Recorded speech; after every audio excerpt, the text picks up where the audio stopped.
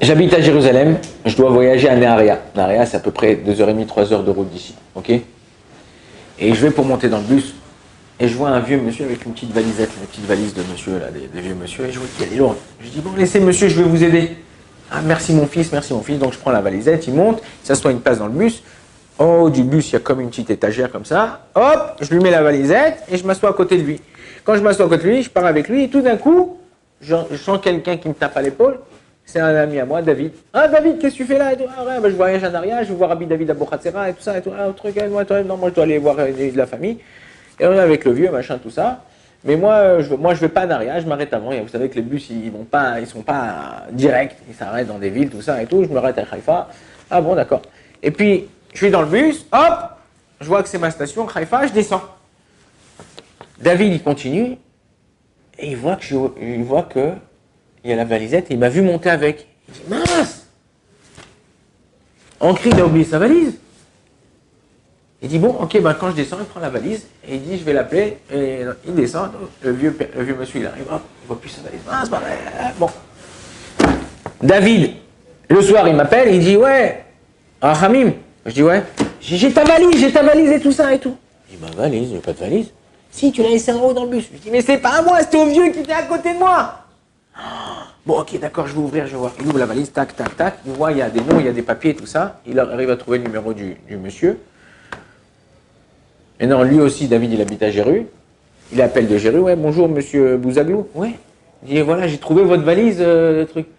Oui, mais ouais, je la cherche, j'ai des papiers, j'ai des trucs importants, et j'avais même de l'argent à l'intérieur, tout ça. Il dit, vous inquiétez pas, tout est là.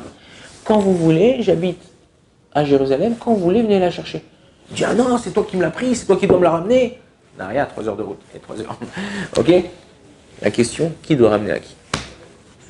Ta-na-na-na-na-na-na.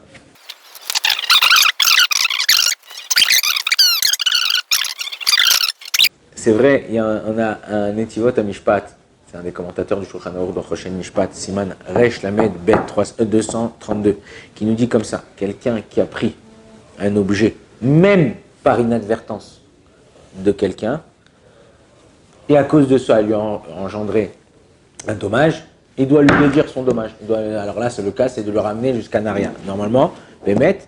Pourquoi? Parce qu'il aurait pu vérifier. Ouh, la valise, regarde! Il aurait pu vérifier. Donc, ces cas-là, tu as mangé un dommage, comme tu as dit. Ah, il lui ramène la valise. Il lui ramène la valise. Mais dans notre cas, c'est pas tout à fait la même chose. Pourquoi? Parce que David, il m'a vu à moi monter dans les mains avec la valise et mettre la valise. On a une Gemara dans ma Sechet Shvuot. Ok? Et le Shulchan Aruch, il tranche cette Gemara et dit Chazaka. Chazaka, c'est quelque chose de vu. Hein? Présomption. Ouais, peut-être. C'est quelque chose de prouvé. Chazaka, c'est quelque chose de fort, quelque chose qui a. C'est ça, présomption? C'est un a priori. Hein? On a un a priori. Non, Chazaka, c'est par exemple. Tous les jours à 9h, ça sonne. Je sais que demain, d'après-demain, tout ça, ça va sonner. C'est quelque chose qui va être d'une façon sûre. Ok, donc là, on a une sûreté, on va dire, on va appeler ça le Shulchan Aruch, une sûreté, c'est la Gemara, que si je vois un objet qui se déplace, donc un objet, dans les mains de quelqu'un, en général, à 99,9%, ça appartient à cette personne. Ok?